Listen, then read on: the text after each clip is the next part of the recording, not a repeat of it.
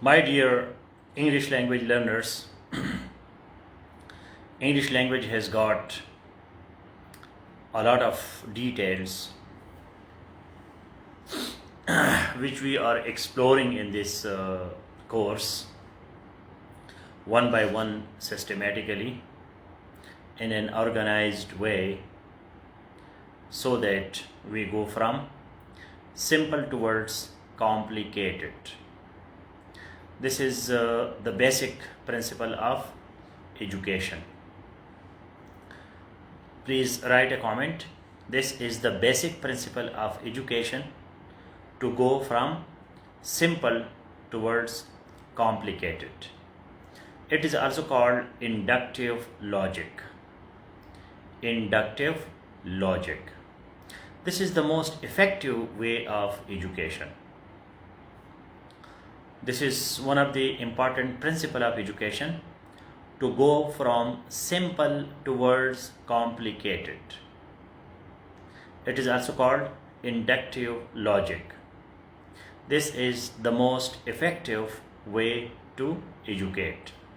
Please write a comment so that I am sure that we are on the same page, and please share the link of this lecture in 3 WhatsApp groups and save 2. So I hope you got the message. The basic principle of education is to go from simple towards complicated.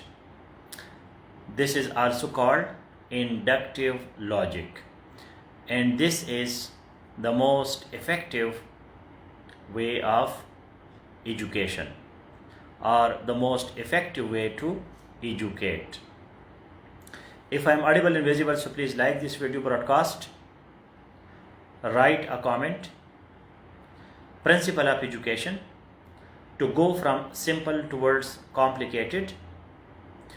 It is also called inductive logic, and it's a very effective way to educate.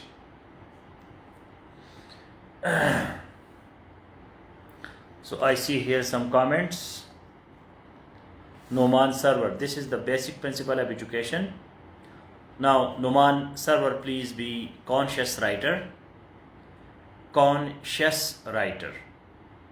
Conscious, careful, not hasty. जल्दी जल्दी में मत लिखा करें, आराम से लिखें. This is the basic principle of education, to go from simple towards complicated. There are 2 times is, 1 time is. This is the basic principle of education, to go from simple towards complicated. This is also called inductive logic. Inductive logic. Ijaz Ahmad says this is the basic principle of education, to move, to go, to move, to go.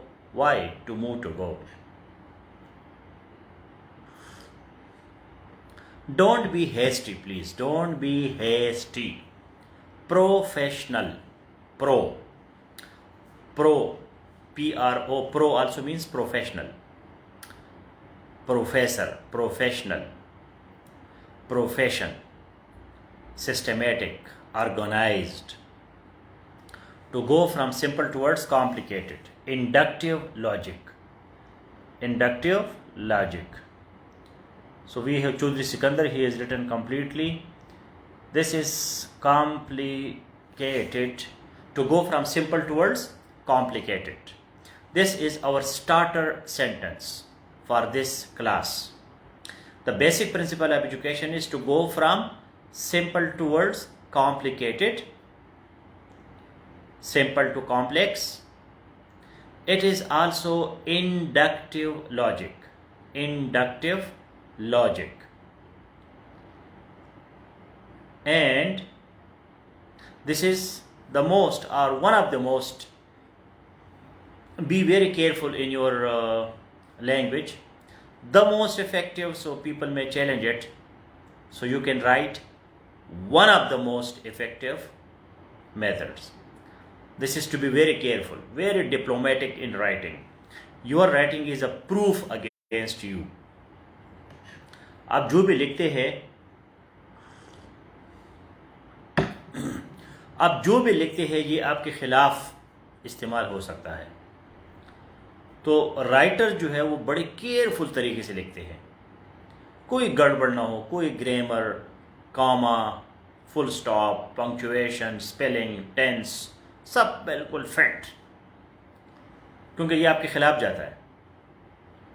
गलत writing जो है ये आपकी personality की निशानी है। लोग आप पे ट्रस्ट नहीं करते,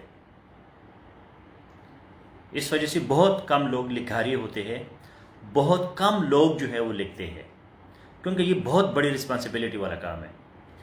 to write is highly complicated and it is the function, the work of very responsible people. हर बंदा जो है वो नहीं लिख सकता।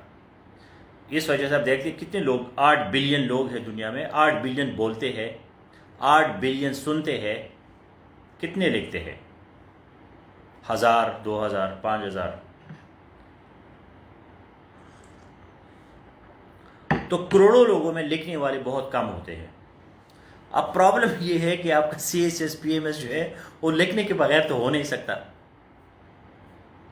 आपके 1200 मार्क्स तो लिखना ही है, फिर ऐसे आपने 3 घंटे लिखना है, एक टॉपिक पे आपने 3 घंटे लिखना है। क्या करें? लिखने से जो है ना आपका जान नहीं छूट सकती जब तक आप लिखना शुरू ना करें। लिखना मुश्किल काम है, ये आपके ख़िलाफ़ सबूत है, ये आपकी पर्सनैलिटी की निशानी है कि ये बंदा कितना रिस्पॉन्सिबल है, कितना सीरियस है, कितना कॉन्शियस है। साइकोलॉजी में एक तरीका ये है कि जब आपका बर्डन, आपके माइंड पे टेंशन है, स्ट्रेस है, लिखना शुरू करें, लिखे लिखे लिखे। Because writing is cathartic, writing has catharsis. Catharsis, can you right the word catharsis? Catharsis. जिस तरह के बंदे का पेट खराब हो जाता है, कब्ज़ हो जाता है, तो कब्ज़ जब आपको हो जाता है तो आप कॉन्स्टिपेशन, 2 किस्म की कॉन्स्टिपेशन है, एक मेंटल कॉन्स्टिपेशन है और एक जो है वो जिस्मानी फिजिकल कॉन्स्टिपेशन है। कब्ज़ जो है वो 2 किस्म की है, कब्ज़ जिसको कब्ज़ कहते हैं, कॉन्स्टिपेशन। तो कॉन्स्टिपेशन 2 किस्म की है, एक आपके अंतड़ियों, आपके इंटेस्टाइन्स का कब्ज़ है, एक दिमाग का भी कब्ज़ होता है। तो दिमाग का जो कब्ज़ है उसको स्ट्रेस, टेंशन, एंग्जाइटी, डिप्रेशन, ये तमाम गन वाला जो है उसको। तो आपके दिमाग को जब कब्ज़ हो जाता है तो लिखना शुरू करो, कैथारसिस। कैथारसिस का मतलब क्या है? अनबर्डनिंग of emotions. Journaling, diary writing, yes Shakir Zaidi, that is also cathartic. मतलब जो बंदे डायरी लिखते हैं या वैसे लिखते हैं, ये लिखना बजाते खुद कैथारसिस है। कैथारसिस का मतलब क्या है? कब्ज़ कुशाई, कब्ज़ को खोलना। आपको कभी कब्ज़ हो जाता है, कॉन्स्टिपेशन, तो हम दवाई खाते हैं ताकि लूज़ मोशंस आ जाए। तो ये राइटिंग भी जो है इसका, ये भी एक ज़बरदस्त चीज़ है आपके दिमाग सा। Unburdening of emotions, unburdening of emotions, emotions का बोझ हल्का करना। तो basic principle of education that is to go from simple towards complicated, आसान से मुश्किल की तरफ जाना। This is also called inductive logic. एक इंडक्टिव लॉजिक है फ्रॉम सिंपल टू कॉम्प्लिकेटेड, एक और लॉजिक है और उस लॉजिक को क्या कहते हैं? Deductive logic. Deductive logic, deductive logic is from general to special, general to special. ये लॉजिक की 2 बड़ी किस्में हैं। मतलब ये है कि आपने अगर इंसान को समझना है, इंसान कितनी कॉम्प्लिकेटेड चीज़ है, तो इंसान को समझने के लिए आप कहाँ से शुरू करें? बैक्टीरिया से शुरू करें, पैरामीशियम से करें। आपको बायोलॉजी याद होगा, बायोलॉजी में आप क्या पढ़ते थे? यूनिसेलुलर ऑर्गेनिजम्स, यूनिसेलुलर ऑर्गेनिजम्स जिसमें एक सेल होता है, unicellular. Paramecium, amoeba, Euglena, simple simple चीज़ें पढ़ना। फिर हम जाते हैं आगे, कॉम्प्लिकेटेड चीज़ें पढ़ते हैं। तो ये इंडक्टिव है and this is scientific method. Science जो है वो इंडक्टिव मेथड पे चलता है। साइंस जो है वो एकदम से आपको नहीं कहते कि जी डायनासोर को स्टडी करो या इंसान को स्टडी करो या हाथी को स्टडी करो। हमारे पास इंग्लिश लैंग्वेज में सबसे बड़ा मसला ये हो जाता है कि लोग हाथी के पीछे पड़ जाते हैं कि जी मैंने हाथी समझना है, मेरे तमाम सेंटेंसेस करेक्ट होने चाहिए, मैं ऐसे राइटिंग सीख जाऊं। यार आपको बेसिक्स का नहीं पता और आप ऐसे राइटिंग के पीछे पड़ गए हैं, तो पहले आप छोटी छोटी चीज़ें समझिए आराम आराम से। So then we go towards the complicated. This is very effective, very effective. ये बड़ा इफेक्टिव तरीका है कि आप सादी चीज़ से शुरू करें और पेचीदा की तरफ जाए। एकदम से पेचीदा चीज़ मत पकड़े, वरना मायूस हो जाओगे, डिसअपॉइंटेड हो जाओगे। वो आपके बस की बात नहीं है। That is beyond your control. Inductive, deductive, ये लॉजिक जो है, मंतक। लॉजिक क्या है? रीजनिंग, आर्ग्यूमेंटेशन, कि हम कैसे आर्ग्यूमेंट करें। मतलब लिखना क्या है? लिखना असल में आर्ग्यूमेंटेशन है, आर्ग्यूमेंटेशन। तो आज जो हमारा टॉपिक है वो क्या है? मूड। तो जिस तरह इंसान का मूड होता है, मूड इज़ वेरी इंपॉर्टेंट। मतलब मूड जो है सिर्फ बुद्धा है, सोक्रेटिस है। मैं भी जब ट्रैवल करता हूँ तो मेरे भी मूड बनते हैं। मैं कोशिश करता हूँ कि मैं बुद्धा और सोक्रेटिस बन जाऊँ ताकि मेरे मूड्स ना हो। लेकिन mood is part of human nature. ये इंसान के नेचर में है। जब आप सुबह उठते हैं तो आपका एक मूड होता है, शाम को दूसरा होता है। तो मूड वगैरह जो है वो आपके अच्छे दोस्त आ जाते हैं तो आपका मूड चेंज हो जाता है। तो इसी तरह जो है वर्ब का भी मूड है। और लैंग्वेज चूंकि आर्ग्यूमेंटेशन है, आर्गुमेंट्स देने हैं। अब मैं भी आर्गुमेंटेशन कर रहा हूं, तरीके ढूंढ रहा हूं कि किस तरह आप लोगों की खोपड़ी में अपनी बात को पहुंचा दूं। ये मैं क्या कर रहा हूं? ये मैं लॉजिक कर रहा हूं। लॉजिक, रीजनिंग, आर्ग्यूमेंटेशन, दलील देना, बातें करना, ताकि किसी न किसी तरीके से आप लोगों को समझ आ जाए। तो वर्ब का हमने मूड पढ़ा, टेंस पढ़ा। वर्ब का हमने एग्रीमेंट पढ़ा कि वर्ब जो है वो एग्रीमेंट में चलता है। Singular subject, singular verb, plural subject, plural verb. ये कल हमने पढ़ा। तो टेंस भी हमने पढ़ लिए। टेंस के बाद हमने एग्रीमेंट पढ़ लिया। आज हम वर्ब का मूड पढ़ रहे हैं। तो जिस तरह इंसान का मूड है, और इसको हम मूड स्विंग्स कहते हैं, मूड स्विंग्स। मूड जो है वो स्विंग करता है। कभी आप बहुत तेज़ होते हैं, खुश होते हैं, कभी आप एम ही बन जाते हैं, कभी बहुत तेज़ हो जाते हैं। मूड। कुछ लोग ज़्यादा मूडी होते हैं, कुछ लोग कम मूडी होते हैं। जो स्टेबल लोग होते हैं,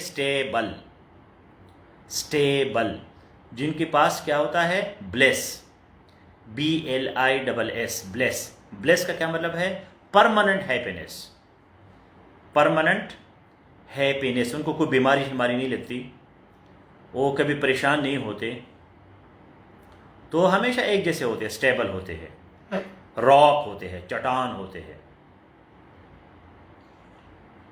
तो चट्टान जो है, मच्छर जो है वो हाथी से पूछता है कि मैं जा रहा हूं, तो हाथी है कहता है कि जी खैर नाल आते खैर नाल जा, मुझे क्या पता।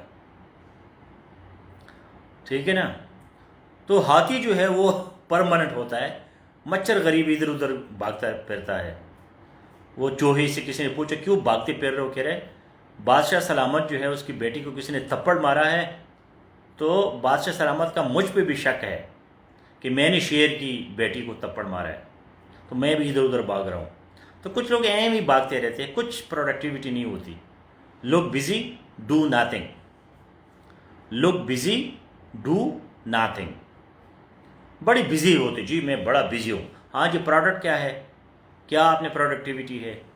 क्या आपने बनाया है? क्या कुछ अपना कमाल दिखाओ? नहीं जी, ज़ीरो, कुछ नहीं है, बस जी बिजी रहते हैं।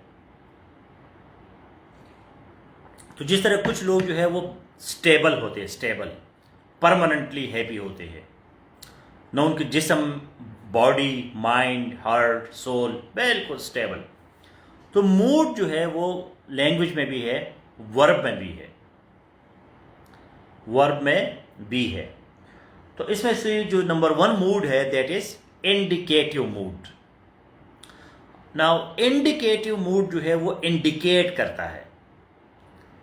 Indicate means that either it is a fact or it is an opinion. It's a very important point. Fact or opinion. Argumentation is based on fact and opinion. Fact and opinion. So indicative mood is about fact and opinion. या fact बयान करते हैं या आप अपना opinion देते हैं। तो this is mood number 1। Mood number 1 में ये है, कोई आपसे पूछे जी क्लास में कितने लोग हैं, फैक्ट क्या है? 25 लोग हैं, 25। आपका मूड क्या होता है? Indicative. Indicative means that you are indicating something with surety, fact, and you are confident. जब आपके पास फैक्ट्स होते हैं तो आपका मूड क्या होता है? कॉन्फिडेंट वाला होता है। आपने कभी किसी टीचर को देखा होगा या खुद जब आप लिखते हैं, एग्जाम में बैठे होते हैं, तो एग्जाम में आपका मूड डिटरमिन करता है कि आप पास होंगे कि नहीं। अगर आपने एम ही जो है पीला सा चेहरा है आपका, हाँ, या आपका मुंह जो है वो आपके कान के साथ लग रहा है, एम ही आपने चेहरा खोला हुआ है, बस जी क्या करी जी यार, कोई पता नहीं यार होगा कि नहीं होगा, बस जी, तो आपके मूड से पता चलता है कि यार ये बंदा जो है गया। MOOD mood. मीना गुलाले, आप जो है मैंने आपको 2 लिंक्स दिए हैं, 2 लिंक्स। जो MODA है, mode, that means the way, path, रास्ता, वो कोई और चीज है। ये मूड जो है MOOD है। 2 मैंने आपको लिंक्स दिए हैं, आपको पढ़ने चाहिए। उन 2 लिंक्स पे हमारा ये लेक्चर है। अब क्या करें, मतलब इतना भी बेसिक नहीं होना चाहिए ना। अब मैंने आपको कह दिया कि फ्रॉम सिंपल टूवर्ड्स कॉम्प्लेक्स, लेकिन इतना भी सिंपल नहीं कि सारी जिंदगी बस ABC में हमारा गुजर जाए, कहानी ख़त्म हो जाए और हमें जुलेखा का नहीं पता चले कि औरत है कि मर्द है। मैंने 50 दफ़ा क्लास को अनाउंस किया, उसमें मैंने मूड लिखा MOOD 50 दफ़ा। ऊपर से मैंने आपको 2 लिंक्स भी दे दिए। तो इस तरह के अनरीजनेबल क्वेश्चन ना करें। क्वेश्चन बेशक करें लेकिन अनरीजनेबल ना करें। So indicative mood, that is for fact or opinion. Now fact is not yours, remember. Fact is not yours. Opinion is yours. Opinion is yours. Fact आपका नहीं होता, opinion आपका होता है। Fact is objective reality. Opinion is subjective reality. ये बड़ा important point है। Fact is objective reality, opinion is subjective reality. Fact क्या चीज है? वो बाहर की चीज है, ऑब्जेक्टिव, ऑब्जेक्ट, चीज, क्योंकि आप चीज तो नहीं है ना, आप तो इंसान है, आपका तो सब्जेक्टिव मूड है, ठीक है। आपके अंदर आपका तो दिमाग है, आपके दिमाग को कौन समझाएगा? एजुकेशन सबसे मुश्किल काम इसलिए है कि आप इंसान के दिमाग के अंदर घुसते हैं, दिमाग को चेंज करते हैं, इंसान का दिमाग चेंज करना बड़ा मुश्किल है। Education means to bring proper change in behaviour. Education means to bring proper change in behaviour. इंसान की बिहेवियर को चेंज करना। इंसान जो है वो जानवर है। अब जानवर का बिहेवियर चेंज करना कितना मुश्किल काम है। सबसे बड़ी विजडम ये है, सबसे बड़ी विजडम, कि इंसान जानवर है, उसको करने दो, पानी दे दो उसको, बेशक पिए न पिए उसका मर्जी है, वरना मर जाओगे टेंशन ले लेके। ये बंदा क्यों चेंज नहीं होता, मैं तो उसको बता रहा हूँ, मैं तो नसीहत ही कर रहा हूँ, मैं तो गुस्सा होता हूँ, फिर भी कोई असर नहीं है। यार ये जानवर है इंसान। इंसान जो है वो जानवर है। जानवर को कौन चेंज कर सकता है? बड़ा टाइम लगता है। तो fact is objective reality while opinion is subjective reality. क्या मतलब है इसका? फैक्ट जो है ऑब्जेक्ट होता है, बाहर की चीज है। इंसान का इस कायनात में एक स्पेशल मुकाम है, because human being is an animal, but rational, social and talking animal. ये मुसीबत है। इंसान है तो जानवर, लेकिन क्या, कौन सा जानवर है? Rational, social and talking animal. ये तीन चीजें जो है इस जानवर में है, बाकी जानवर में नहीं होते। ये रैशनल है, दिमाग को यूज करता है, कभी कभी जज्बाती भी होता है। कुछ ऐसे भी इंसान होते हैं कि सिर्फ जबिल्लत पे चलते हैं, इंस्टिंक्ट। तो एक और कहानी है। बहरहाल रैशनल, सोशल, टॉकिंग एनिमल। इंसान है जो बातें करता है, इंसान सोसाइटी में रहता है, इंसान जो है वो बात टाकेटिव नहीं। चौधरी सिकंदर साहब, मुझे याद पड़ता है कि मैंने पहले भी आपको गुस्सा हुआ था। टाकेटिव और चीज़ है, टॉकिंग और चीज़ है। ये आपकी बहुत बड़ी मुसीबत है कि मुश्किल लफ्ज़ लिखो जी, टाकेटिव लिखो ताकि इम्प्रेसिव हो। टाकेटिव और टॉकिंग में बड़ा डिफरेंस है। टॉकिंग थोड़ा से दो बातें भी करे तो टॉकिंग है। टाकेटिव ये कि हर वक्त लगा रहता है, बातूनी, जो रेटिसेंट नहीं होता। रेटिसेंट, कम गो, खामोश, साइलेंट, रेटिसेंट। तो इंसान जो है वो एक दिमाग उसका अंदर है, उसके अपनी एक दुनिया है दिमाग के अंदर। अब ये जो दिमाग वाली दुनिया है ये भी रियलिटी है, ये इस बंदे की रियलिटी है। अब मेरे दिमाग में जो भी चल रहा है ये मेरी रियलिटी है, ठीक है ना? ये आपकी रियलिटी नहीं है, ये मेरी रियलिटी है, लेकिन ये है रियलिटी। और ऑब्जेक्टिव रियलिटी ये है कि आपके लिए भी वही रियलिटी है, मेरे लिए भी वही रियलिटी है।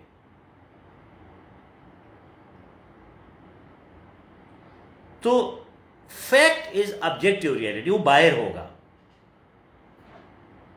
Opinion is subjective reality. For example, I say it is raining,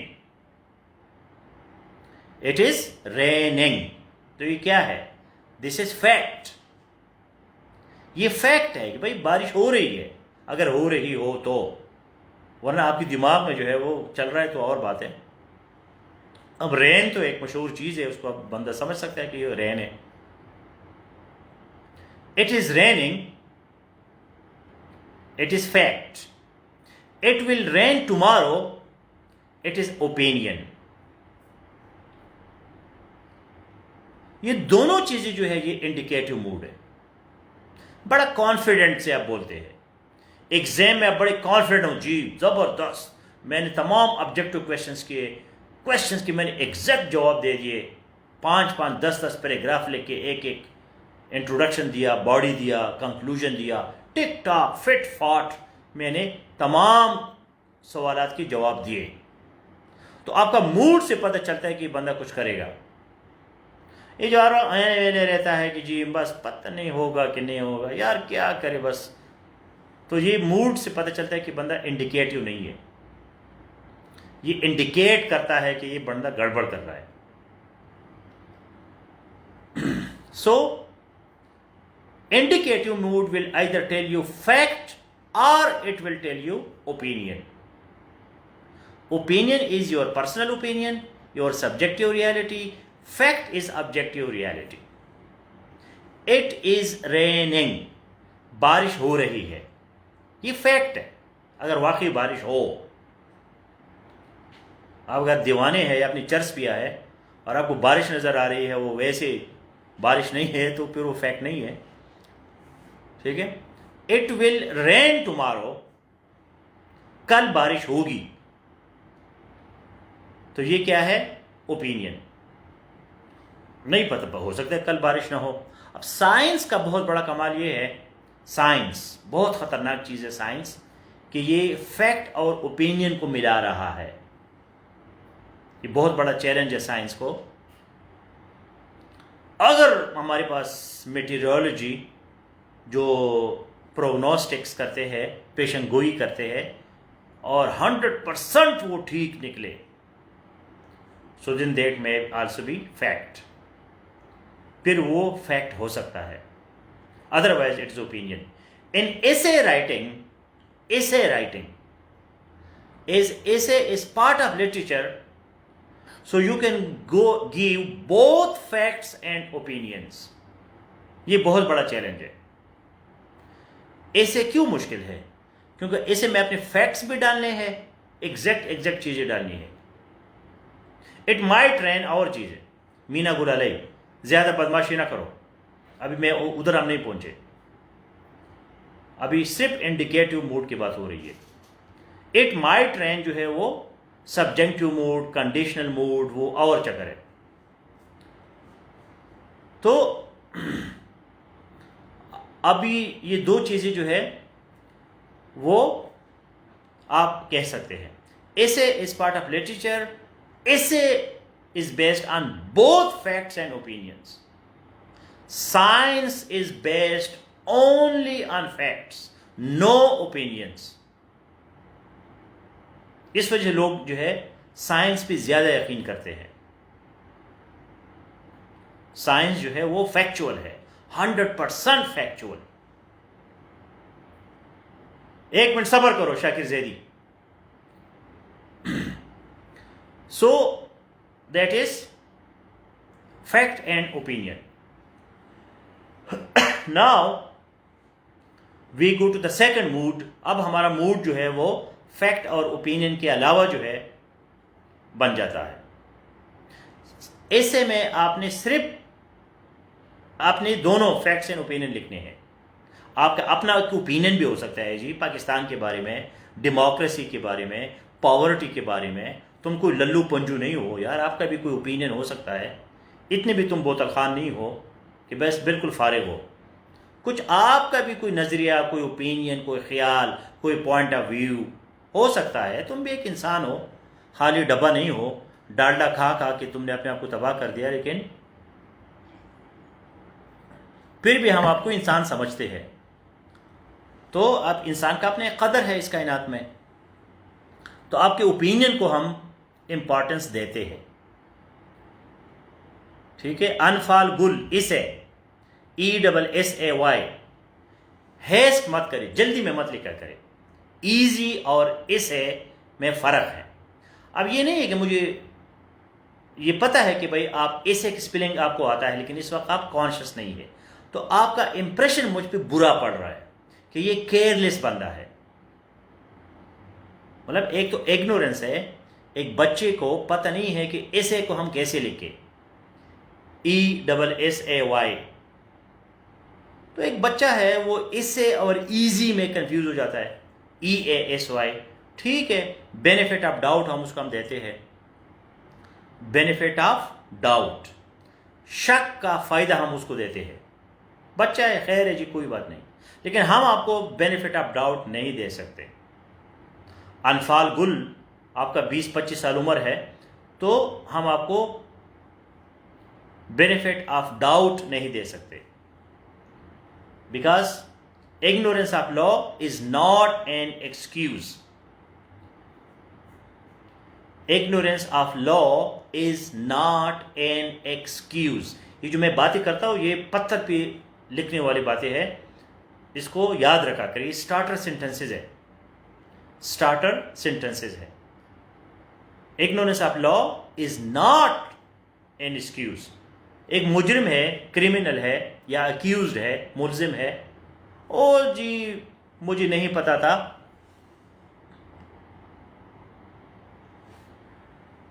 मुझे नहीं पता था, ओ जी जज साहब मुझे नहीं पता था कि ये भी कोई जुर्म है। तो ये लॉ में कोई एक्सक्यूज नहीं है, ठीक है जी। ओ सर मुझे नहीं पता था कि हमारा जो है वो असाइनमेंट होता है डेली 7 बजे तक, ठीक है, ये डाउट आप नहीं ले सकते।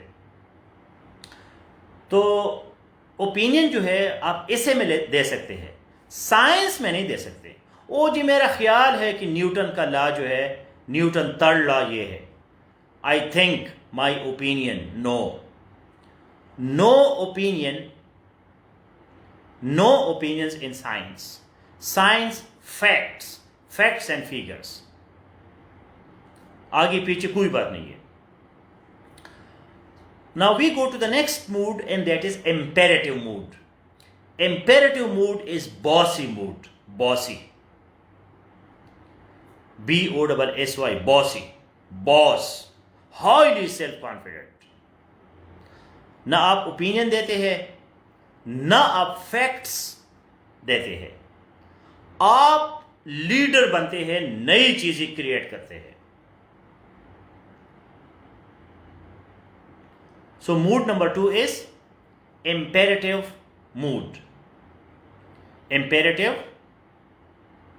mood. Bossy, boss, leader. B-O-S-S-Y, Iza Khan. B-O-S-S-Y. Boss, boss. Do it. Don't do it. करो ना करो। तो ये कौन सा मूड है आपका? बॉस आप बन गए। अब आपका काम ओपिनियन या फैक्ट के साथ नहीं है, आप ऑर्डर्स देते हैं या रिक्वेस्ट करते हैं, ठीक है। सो that is called bossy mood, imperative mood. Orders, requests, do it, right it, come here. अब कम हियर जो है, इधर आ जाओ। अब ये ना फैक्ट है ना ओपिनियन है, ये क्या है? ऑर्डर है या रिक्वेस्ट भी हो सकता है, डिपेंड करता है। सो जब आप हुक्म देते हैं या रिक्वेस्ट करते हैं, जो वर्ब हम यूज करते हैं, अब टेंस में हमने देखा कि भाई राइट। अब देखो कमाल ग्रामर का, राइट, WRITE, लिखो। राइट लिखना, आई राइट, मैं लिखता हूं। वर्ब का फॉर्म चेंज नहीं होता। वर्ब का जो फॉर्म है WRITE, वही फॉर्म है, ठीक है। मूड क्यों इंपॉर्टेंट है? मूड इसलिए इंपॉर्टेंट है कि यार ये बंदे की मूड पे है कि इसका क्या मतलब है। चीज वही है, आई राइट, मैं लिखता हूं। दिस इज इंडिकेटिव मूड, क्योंकि ये एक फैक्ट है कि आप लिख रहे हैं या आप लिखते हैं। इंडिकेटिव, जब मैं कहता हूं राइट, कम, गो, सिट, सिट डाउन, तो वही चीजें हैं, लेकिन मूड चेंज हो गया। अब मैं ऑर्डर देता हूं।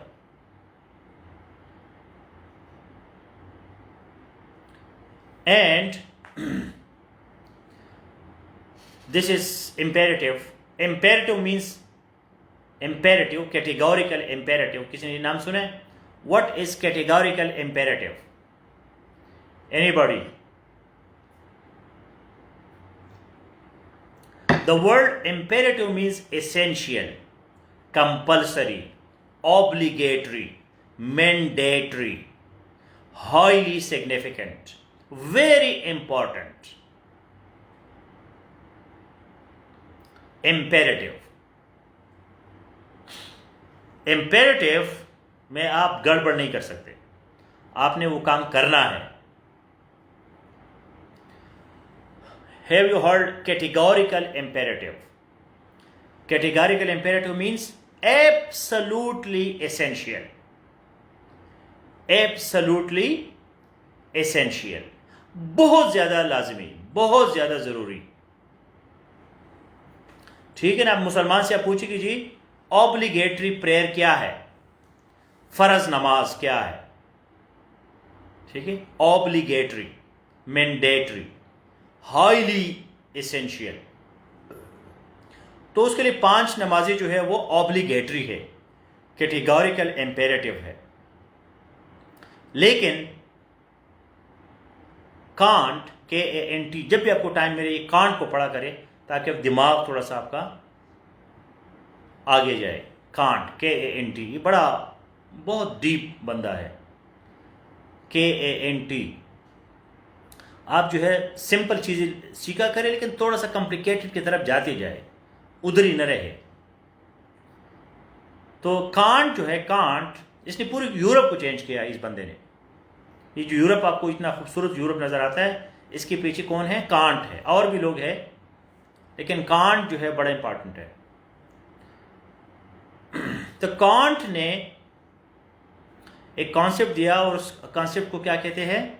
Categorical imperative. Categorical means absolute, मुतलक। अब यार वो कौन सी ऐसी चीजें हैं जो बिल्कुल मुतलकन वो जरूरी हो, मतलब उसमें कोई आगे पीछे गड़बड़ नहीं है।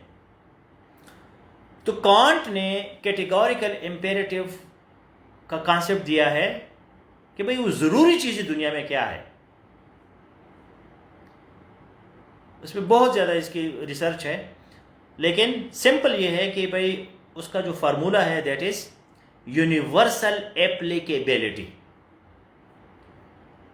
कैटेगोरिकल इम्पेरेटिव, एब्सोल्युटली एसेंशियल, बहुत ज्यादा जरूरी चीज। मतलब एक बंदे को आप कहते हैं कम आ जाओ, तो ये जरूरी है, उसको आना पड़ना चाहिए। या तो आप ऑर्डर दे रहे हैं या आप रिक्वेस्ट दे रहे हैं।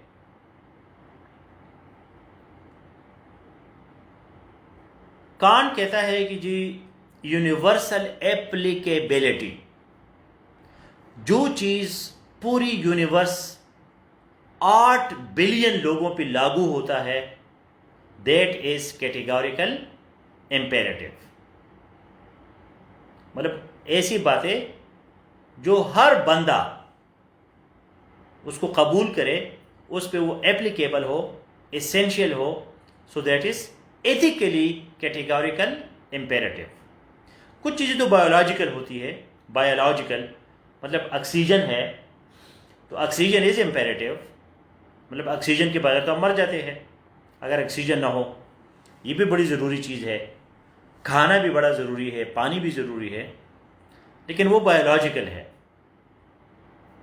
जो कांट का कंसेप्ट है वो क्या है? Ethical, अखलाकी।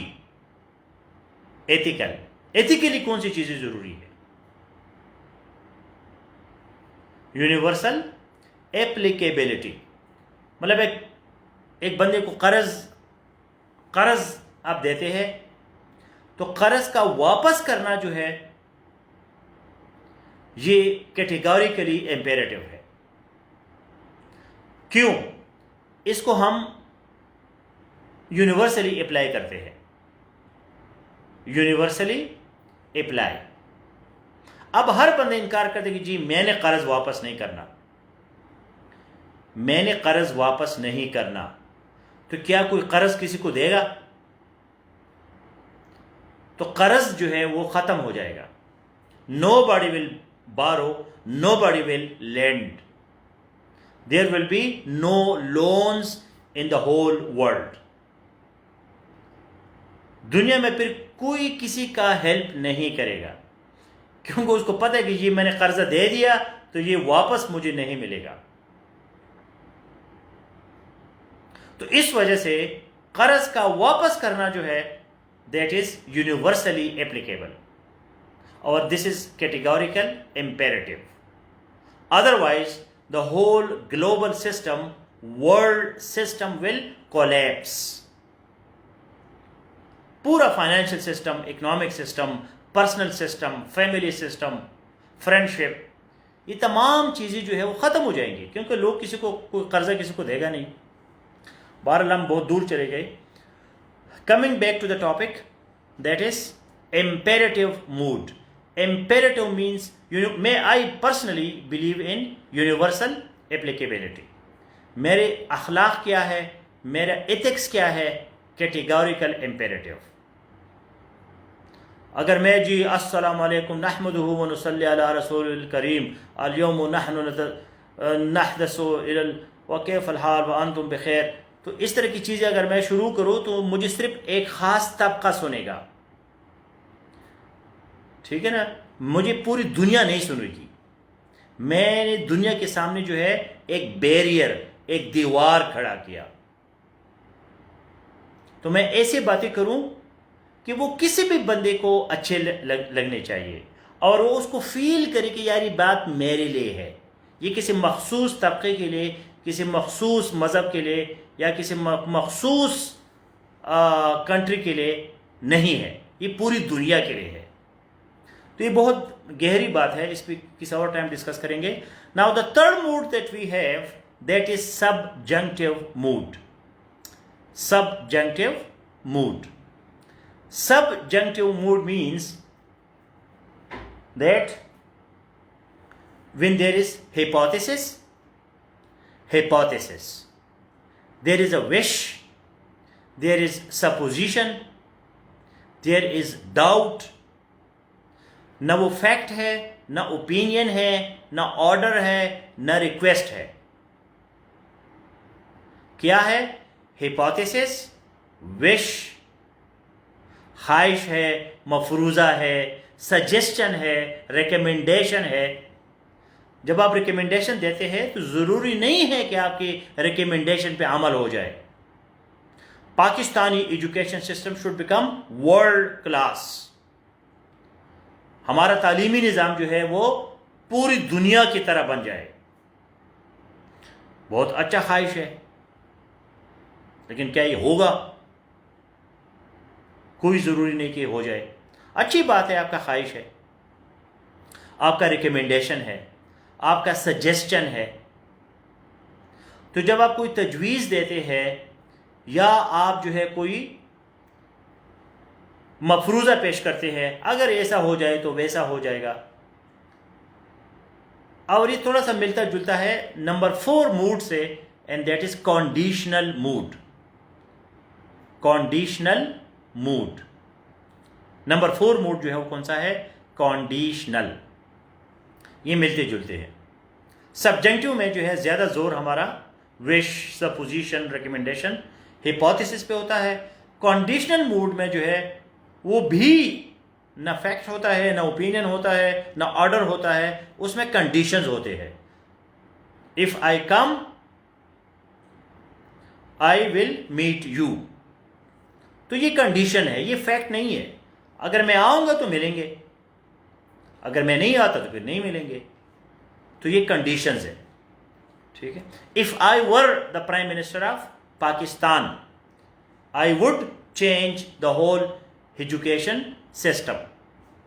If I were. Subjective mood जो है, इसमें याद करें रखे कि इसमें वर्ब जो है, वर्ब का फॉर्म वो चेंज हो जाता है।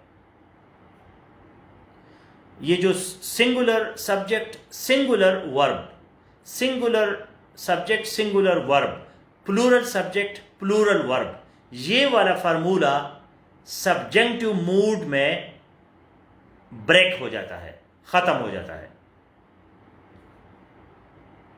ठीक है। If I were. Indicative mood में क्या होता है? I was the prime minister. Subjective में क्या होता है? I were the prime minister. अब आई के साथ वर कैसे लगता है? ये सिर्फ सब्जेक्टिव मूड में लगता है। इंडिकेटिव मूड में क्या होता है? I was. सब्जेक्टिव में क्या होगा? आई वर। ही वर, ही के साथ भी वर आएगा, ही के साथ भी वर आएगा, दे के साथ भी वर आएगा, तमाम के साथ वर आएगा। अच्छा, नंबर 2 पॉइंट इसमें यह है सब्जेक्टिव मूड में कि इसमें दैट जब आ जाता है, दैट, THAT, दैट,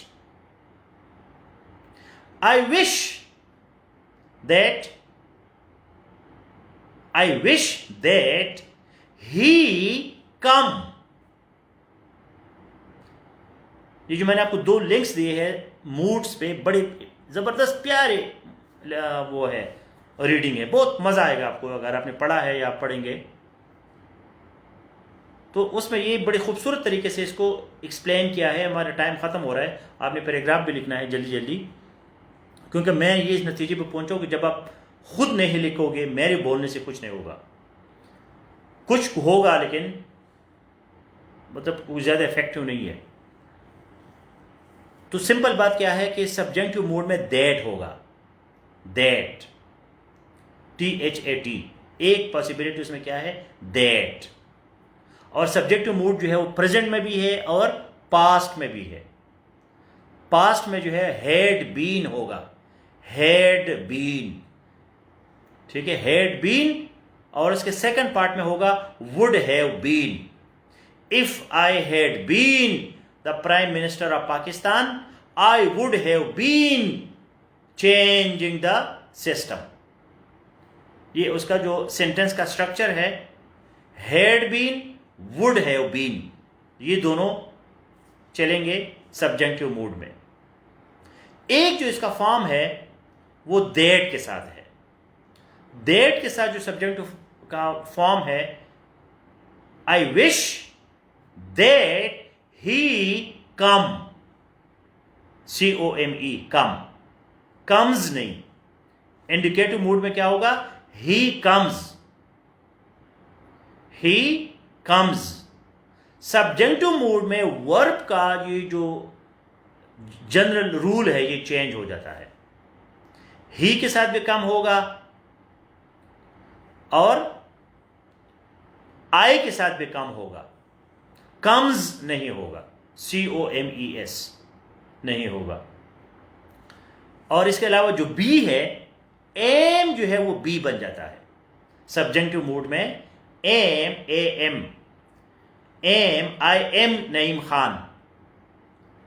रूटीन में हम ये कहते हैं आई एम नईम खान।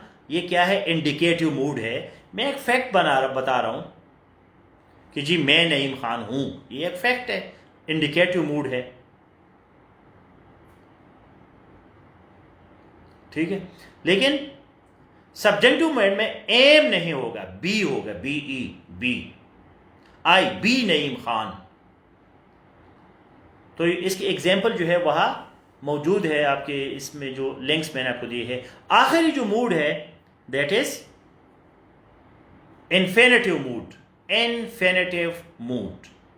इसका सबसे आसान तरीका क्या है कि इसमें टू होगा, TO, to write is essential, to write is essential.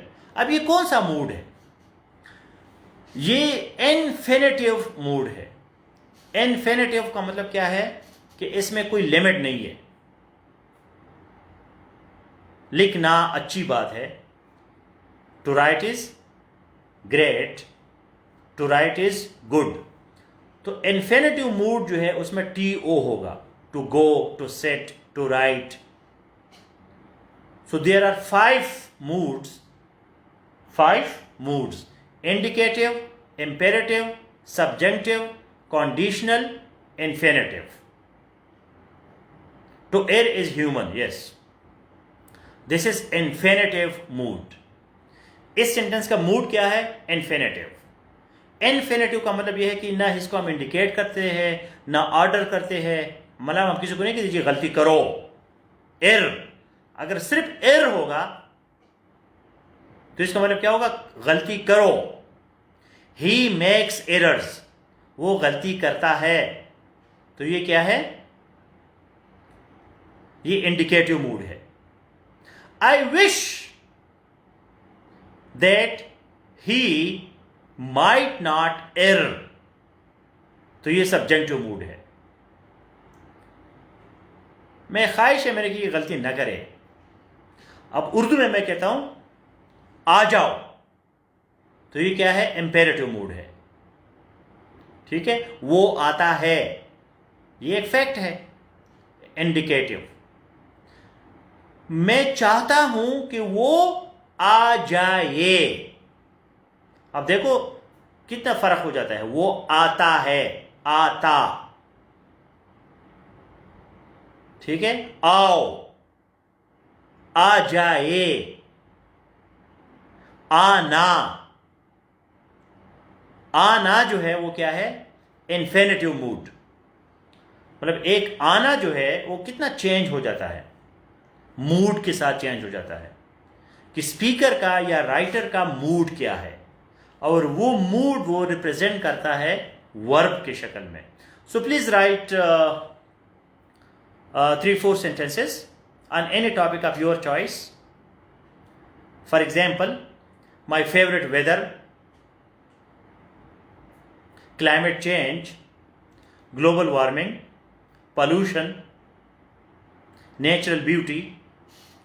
किसी भी टॉपिक पे लिखे और कोशिश करें, ट्राई, आज पहला क्लास है तो आप इतनी कमांड नहीं होगा आपका इस पे, लेकिन indicative mood, subjective mood, imperative mood, conditional mood, infinitive mood, अगर ये 5 मूड आप इसमें डाले, so that will be an excellent piece of writing. You have 3 to 4 minutes because our time is already short. Write on any topic related to environment, natural beauty, pollution, contamination, plastic bags, markets, cleanliness, सफाई,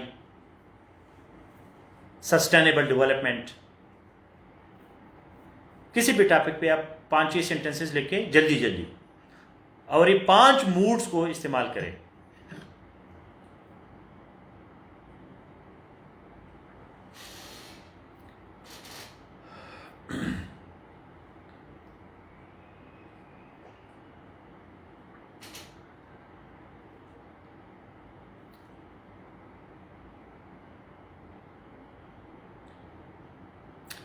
और एक जो हमारा important point तो मैं भूल गया, hook, HOOK, hook.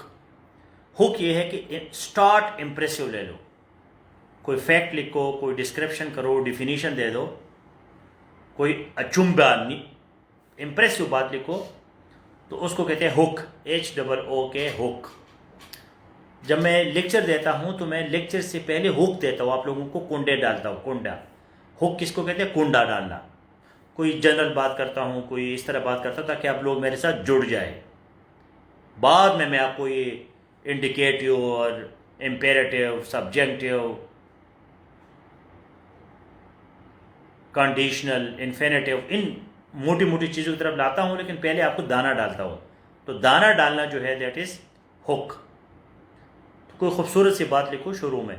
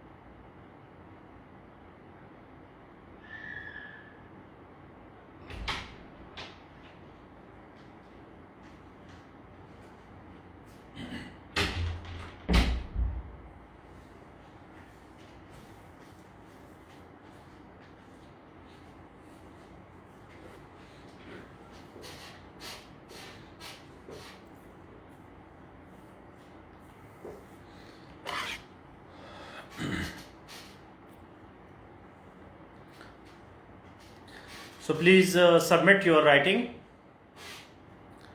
on any environment related topic or any topic of your choice.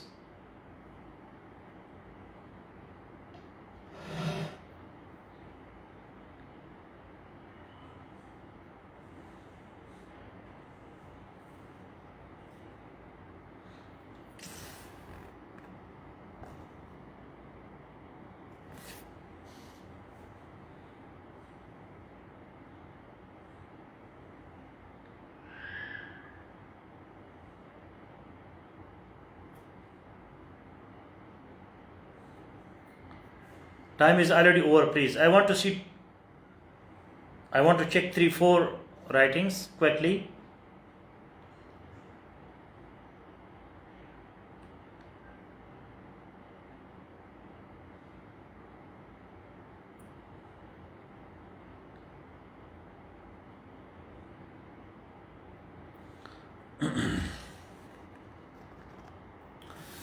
Isa Khan.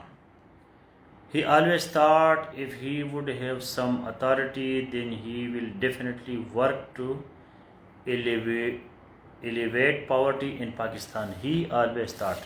तो ईज़ा खान जो है, ईज़ा खान, आप एक बहुत फंडामेंटल एरर कर रही है, बहुत बुनियादी गलती है। और वो गलती ये है कि आप सेंटेंस को प्रोनाउन से शुरू नहीं कर सकते, या पैराग्राफ को आप प्रोनाउन से शुरू नहीं कर सकते। पहले नाउन लिखो, फिर नाउन की जगह प्रोनाउन लिखोगे। नाउन है ही नहीं तो हमें कौन पता कि ही कौन है। ही जो है वो किस बाग की मूली है। तो पहले ही का जो है नाम लिखो, उसके बाद उस नाम की जगह ही लिखो, तो ये आपकी बात फिर हम मानेंगे। Because it is the need of the hour and social and moral duty of each citizen of Pakistan. हाँ, अब ये जो है जज्बाती बातें हैं, तो ये जज्बाती बातें जो है ये सब्जेक्टिव मूड में आते हैं, ये इंडिकेटिव नहीं है, ये इम्पेरेटिव नहीं है, ये इन्फिनेटिव नहीं है। ओवरऑल ठीक है, मतलब ये डायरी लिखने के लिए, नावल, ड्रामे शामे लिखने के लिए, गज़ल, मरसिए, कसीदी वगैरह, उसके लिए ठीक है, लेकिन ओपिनियन फैक्ट जो है ज़्यादा ज़रूरी है। Importance of environment can not be denied. मतलब ये आपने एक फैसला सुना दिया जी, कैन नॉट बी डिनाइड, तो बताओ कि इन्वायरमेंट क्या है, क्यों इम्पॉर्टेंट है, फिर कहो कि can not be denied. Keeping the above in view. कभी भी कंक्लूजन से, स्वीपिंग स्टेटमेंट से स्टार्ट मत ले। थोड़ा सा माहौल बनाए, इंट्रोड्यूस करे चीज़ों को, इन्वायरमेंट को डिफ़ाइन करो, इन्वायरमेंट के सेलिएंट फीचर्स हमें बता दो कि इन्वायरमेंट क्यों ज़रूरी है। That's why it is undeniable fact that environment is highly essential. ये जब लिखे ना, healthy environment is the way toward sound life, इधर से शुरू करो। पहले थोड़ा सा सीन बनाओ। Shakir Zaidi. Gardening is the best hobby. अब मैंने आपको शुरू में कहा, ये जो मैं एक एक बात करता हूँ ना, उसको ज़रा गौर से सुना करें। B diplomatic, be politically correct. हमेशा जो है पॉलिटिकली करेक्ट लिखा करे। पॉलिटिकली करेक्ट क्या होता है? ऐसी बात करे कि सारे लोगों को हजम हो जाए। अब हो सकता है एक बंदा गार्डनिंग उसको बिल्कुल नफरत हो, तो आप कैसे कह सकते हैं कि gardening is the best hobby? Gardening is one of the best hobbies, या हॉबी भी ठीक है, one of the best hobby. One of लगा के आपने डिप्लोमेटिक बन गए, पॉलिटिकली करेक्ट बन गए। Plants are substantial fractions of our environment and provide a sufficient portion of oxygen to live. sufficient portion का क्या मतलब है? कोई और भी आपको ऑक्सीजन देता है? मतलब ये गलत है ना, गलत चीज़ को गलत मत लिखा करें। Writing must be factual. Plants के अलावा तो ऑक्सीजन कहीं से नहीं आता, सफिशिएंट का क्या मतलब है? सफिशिएंट का मतलब ये है कि प्लांट्स हमें देता है, लेकिन कोई और भी, अब वो सिलेंडर जो है वो तो बड़ी एक्सेप्शनल केसेस में होता है। रूटीन में ऑक्सीजन जो है हमें प्लांट से मिलता है। तो फैक्चुअल लिखा करें, फैक्चुअल, जो रियलिटी है उसी पे लिखा करें। Is the majority of the Iranian population religious? अब ये क्या, कौन सा CSSPM के साथ इसका ताल्लुक है? अब्दुल वदूद अब्बासी, कौन सा इस पे क्वेश्चन आ रहा है कि ईरानियन पॉपुलेशन जो है वो रिलीजियस है या रिलीजियस नहीं है? कोई काम के बाद लिखा करो। ये आपका एग्जाम की तैयारी हो रही है, यहाँ कोई हमारा फिलोसॉफिकल डिस्कशन नहीं है। Iran is one of the most repressing regimes of the world with its, क्यों? उसका कोई ड्रैकोनियन लॉ जो है उसका कोई वो तो दे दो, एग्जाम्पल तो दे दो।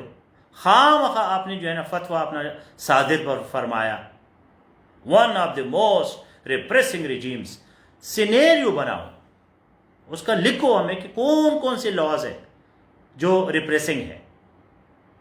स्टार्ट या आपने कंक्लूजन से लिया, मतलब इंट्रोडक्शन का क्या मतलब होता है? इंट्रोडक्शन का मतलब कंक्लूजन नहीं होता।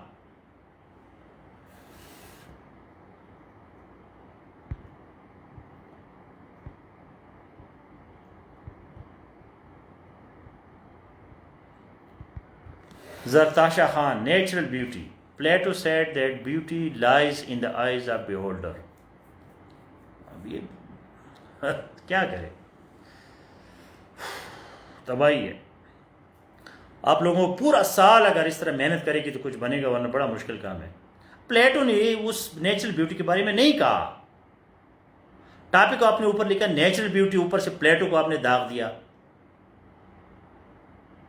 नेचुरल ब्यूटी जो है वो ऑब्जेक्टिव ब्यूटी है, वो सब्जेक्टिव ब्यूटी नहीं है। प्लेटो ने ये बात जो की है वो ह्यूमन ब्यूटी या आर्ट या उन चीज़ों के लिए कहा है। अब नेचुरल ब्यूटी तो सब लोगों के लिए नेचुरल ब्यूटी होती है, वो कौन से आइज ऑफ बेहोल्डर में पे डिपेंड करता है। मतलब कुछ अकल से काम लिया करें, जब भी आप राइटिंग करते हैं तो अकल को थोड़ा सा इस्तेमाल करें,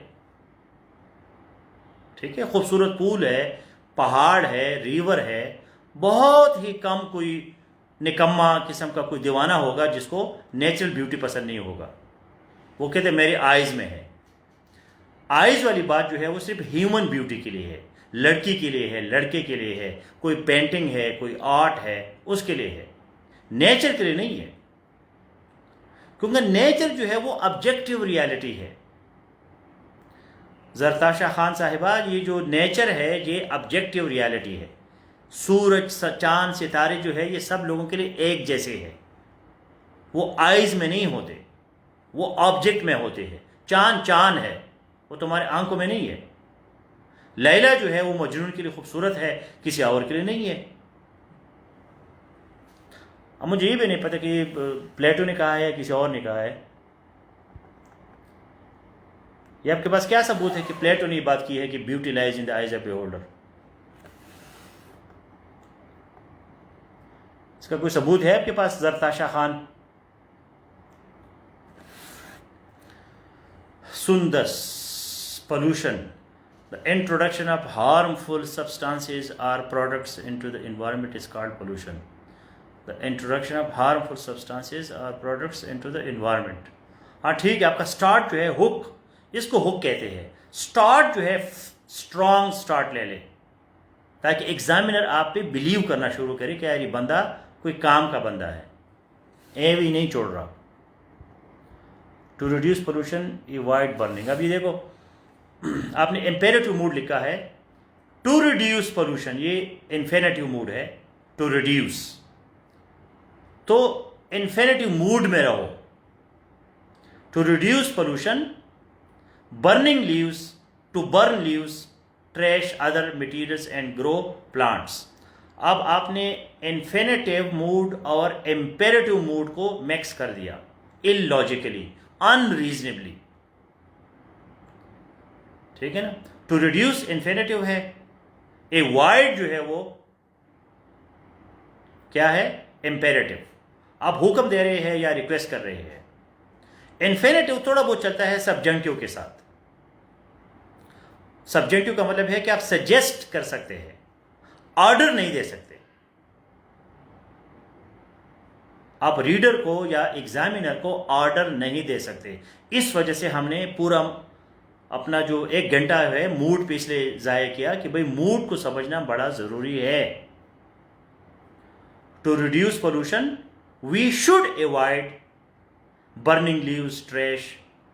अब ये भी पता नहीं कौन सी बात है कि बर्निंग लीव्स, जब हम लीव्स बर्न करते हैं वो तो ऑर्गेनिक है।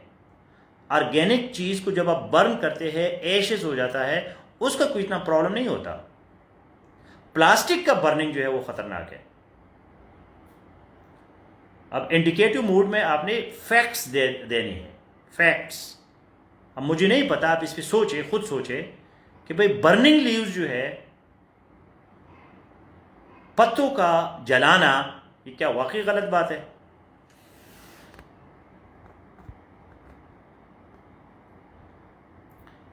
Chitral is one of the mountain regions, one of the mountainous regions. Mountain noun है, माउंटेनियस जो है वो एडजेक्टिव है। Lying in the extreme north, north क्या दुनिया की नॉर्थ या कहाँ का north? Lying in the extreme north of Pakistan. Pakistan को एक दफ़ा लिखो आखिर में, ताकि पाकिस्तान तमाम चीज़ों को कवर करे। It's total area is you. अब ये जो है फैक्ट्स आप दे रहे हैं, अच्छी बात है। फैक्ट्स देने से एग्जामिनर बड़ा खुश हो जाता है। बहुत ज़बरदस्त हुक है जब आपके पास कोई फैक्ट्स एंड फिगर्स हो, कोई जियोग्राफी हो, हिंदू कुश, ये वो सारी चीज़ें। So this is attractive. So thank you very much for your participation. Please be factual. You can give your opinion, but your opinion should not be a stupid opinion. And it should be reasonable opinion. Sometimes you can be in subjunctive mood. You can suggest, you can recommend, you can express your wish. Sometimes infinitive, sometimes conditional. So this mixture of moods will make you great writer. See you in current affairs classroom on a very essential topic, and that is human rights and fundamental rights.